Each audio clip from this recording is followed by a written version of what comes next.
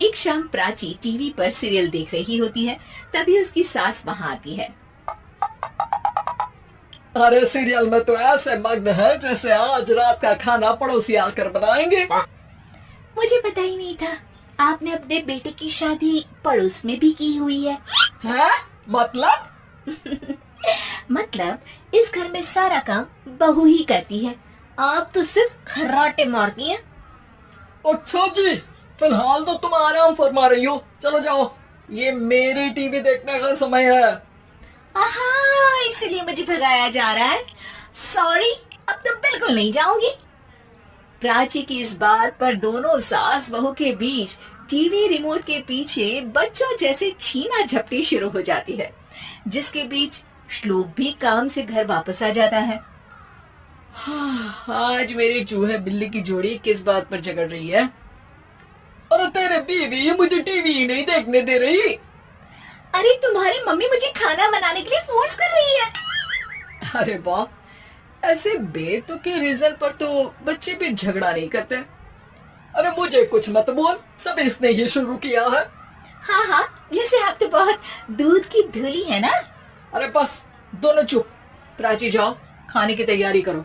और माँ तुम छोड़ो, तुम्हें क्या बोलूं, शांति से अपना सीरियल देखो, मुझे दोबारा लड़ने की आवाज सुनाई नहीं देनी चाहिए।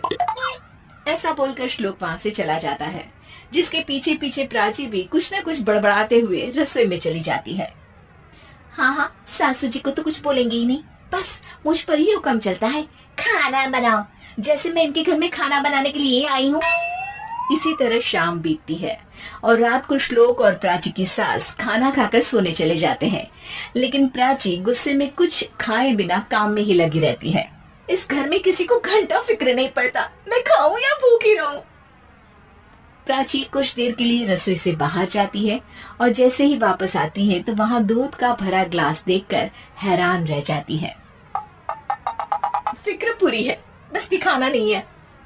प्राची दूध पीकर सोने चली जाती है और अगली सुबह एक बार फिर सास बहू का कार्टून नेटवर्क स्टार्ट हो जाता है। ये तुमने ही किया है। अरे अजीब जबरदस्ती है, मैं बोल रही हूँ मैंने कुछ नहीं किया। दोनों ने मिलकर पूरे घर को पागल खाना बनाया हुआ है।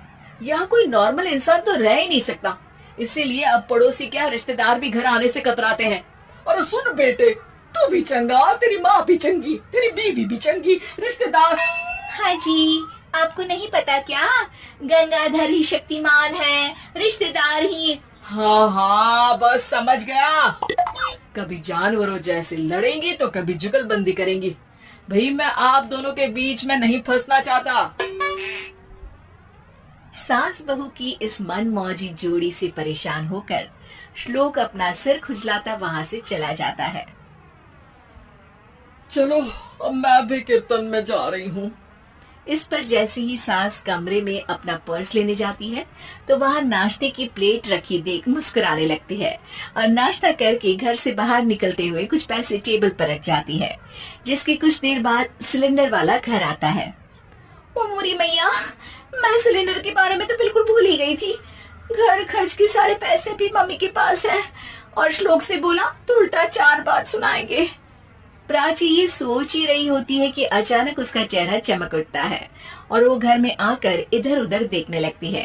तभी उसकी नजर टेबल पर रखे पैसों पर पड़ती है, जिन्हें वो सिलेंडर वाले को दे देती है। ये सब श्लोक देख लेता है।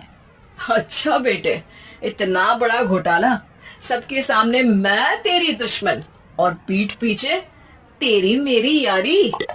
इस पर श्लोक एक प्लान बनाता है और शाम को सब एक साथ बैठे होने पर बोलने लगता है।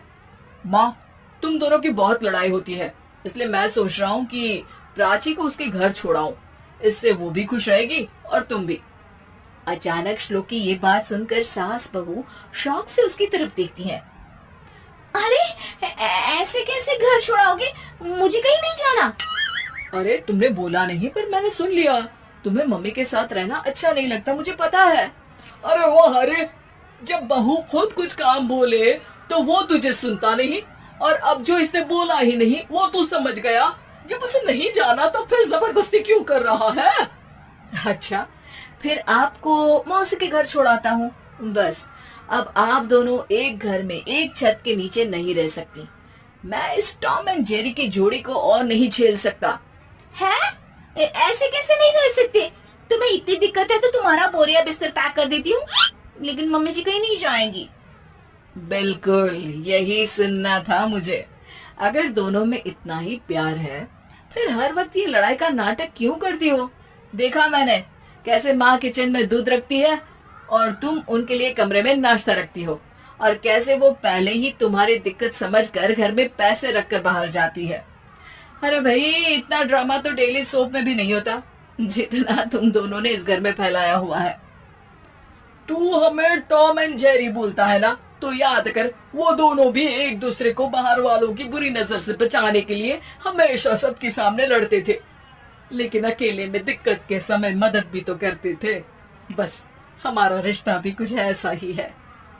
और वैसे भी अगर सास बहू में तू मैं नहीं होती तो दुनिया वालों को कहानियां कैसे मिलेंगी?